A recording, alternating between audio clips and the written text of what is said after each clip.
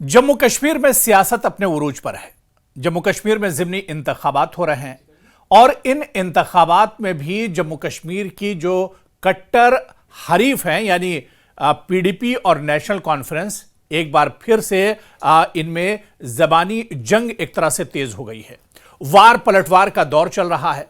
पहले सीएम उमर अब्दुल्ला लगातार पीडीपी पर हमला बोलते रहे और अब पीडीपी की तरफ से जवाबी हमला किया जा रहा है। जी हां, पीडीपी चीफ और जम्मू कश्मीर की साबिक वज़ीर आला महबूबा मुफ्ती ने अब नेशनल कॉन्फ्रेंस पर उमर अब्दुल्ला सरकार पर और उमर अब्दुल्ला पर सीधे सीधे हमला बोला है।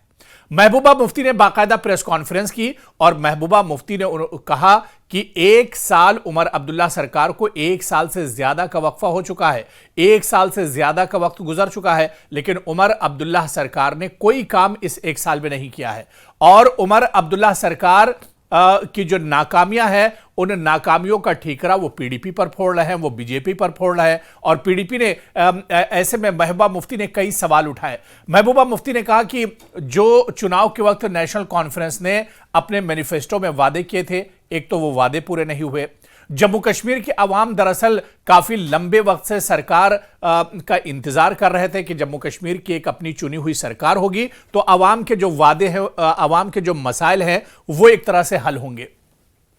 क्योंकि 370 के बाद आप देखिए कि जम्मू कश्मीर में एक लंबी फहरिस्त थी, लोगों के बहुत से मसाइल थे। लोग ये चाहते थे कि एक चुनी हुई सरकार होनी चाहिए जो जम्मू कश्मीर के अवाम के मसाइल हल कर सके। उसके बाद चुनाव आते हैं। चुनाव में एक मजबूत सरकार जम्मू कश्मीर के लोगों ने दी इस उम्मीद के साथ कि उनके जो मसाइल हैं, उनकी जो मांगे हैं वो एक तरह से पूरी होंगी और खासतौर से जम्मू कश्मीर के अवाम जो बुनियादी मसाइल हैं उस पर दरअसल चाहते थे कि उनके बुनियादी मसाइल होना चाहिए। आज भी आप देखिए कि जम्मू कश्मीर के दूर दराज इलाकों में ना तो सही रोड है, ना ही पानी का इंतजाम है और ना ही बिजली का इंतजाम है। इसके अलावा आप देखिए कि अगर कुदरती आफत होती है और उसमें पुल टूट जाते हैं, रास्ते टूट जाते हैं, तो उन रास्तों के बनने की नौबत भी नहीं आती है। महबूबा मुफ्ती ने आज प्रेस कॉन्फ्रेंस की और इस प्रेस कॉन्फ्रेंस में सीधे सीधे उमर अब्दुल्ला सरकार पर उन्होंने निशाना साधा।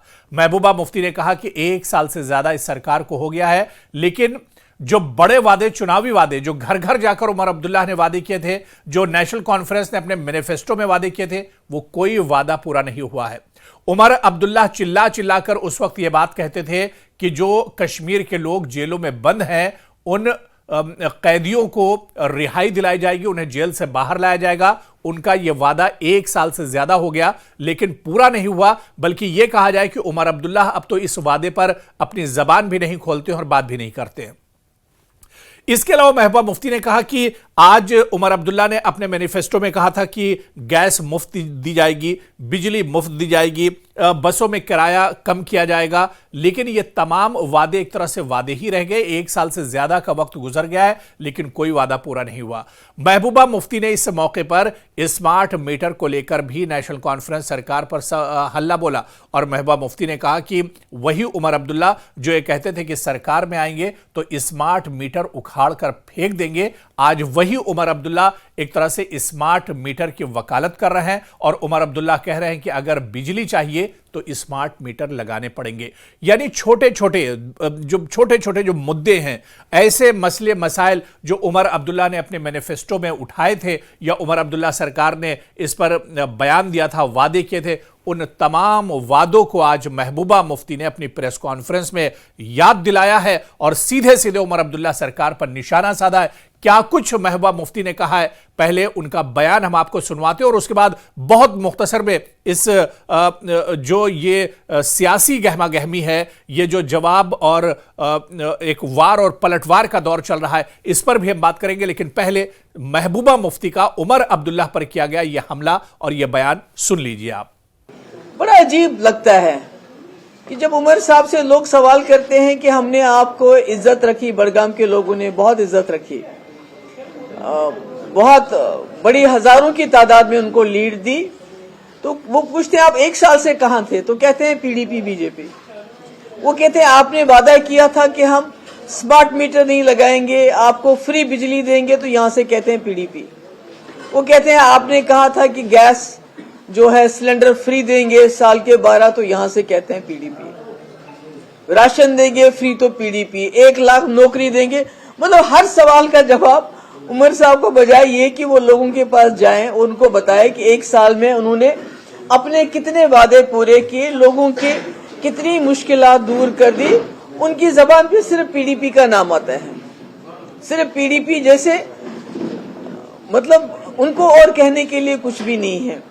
तो ऐसे में मुझे हैरानगी हो रही है कि एक इतनी मजबूत सरकार जिसके पास इतना बहुमत हो, इतनी मेजॉरिटी हो, उनके पास लोगों को कहने के लिए एक भी बात नहीं है जिसपे वो लोगों को जाके वोट मांगे। लोकसभा का इलेक्शन हुआ, पीडीपी बीजेपी, उस पे वोट मांगा। असेंबली का इलेक्शन हुआ, पीडीपी बीजेपी। आज बाई इलेक्शन है, इसमें भी इनको लोगों को कहने के लिए, देने के लिए कुछ भी नहीं है। तो एक एक करके आपने सुना कि महबूबा मुफ्ती ने तमाम वादे नेशनल कॉन्फ्रेंस को याद दिलाए हैं और बार बार यह कहा है कि 1 साल से ज्यादा का वक्त हो गया है, लेकिन उमर अब्दुल्ला सरकार अपने वादे एक तरह से वफा करने में, ये वादे पूरे करने में नाकाम रही है। बल्कि उमर अब्दुल्ला सरकार ने इस 1 साल में काम नहीं किया है। और महबूबा मुफ्ती ने अपनी इस प्रेस कॉन्फ्रेंस में जिस तरह से आपने सुना, उन्होंने कहा कि कोई भी मुद्दा होता है उमर अब्दुल्ला उसका ठीकरा पीडीपी पर फोड़ देते हैं, कोई भी इशू होता है उसके लिए उमर अब्दुल्ला पीडीपी को जिम्मेदार ठहराते हैं, कोई भी मसला मसाइल होता है तो उसके लिए बीजेपी को जिम्मेदार ठहराते हैं। महबूबा मुफ्ती ने कहा कि सरकार उमर अब्दुल्ला की है, एक मजबूत सरकार है जिसमें 48 से 50 एमएलएज सरकार के पास हैं और सरकार एक मजबूत सरकार उमर अब्दुल्ला की। फिर आखिर काम क्यों नहीं हो रहा है, फिर जो वादे हैं वो पूरे क्यों नहीं हो रहे हैं? इस पर महबूबा मुफ्ती ने उमर अब्दुल्ला सरकार पर एक तरह से सवाल उठाए हैं।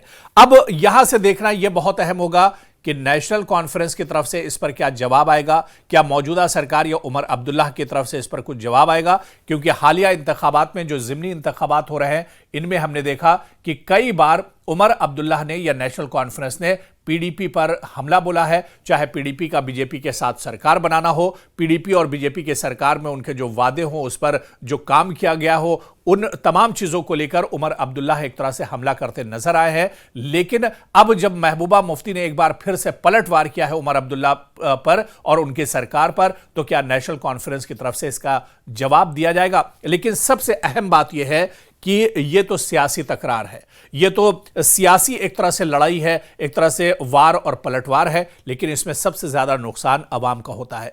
अवाम चाहते हैं कि एक मजबूत सरकार आए, जो उनके मसाइल हैं, जो उनके बुनियादी मसले हैं, वो एक तरह से हल होने चाहिए। लेकिन ऐसे में बयानबाजियां होती रहेंगी, वार पलटवार का दौर चलता रहेगा, सियासत भी होती रहेगी, लेकिन अवाम के मुद्दों पर भी बातचीत होनी चाहिए, अवाम के मुद्दों पर भी काम होना चाहिए, अवाम के मसाइल हल होने चाहिए।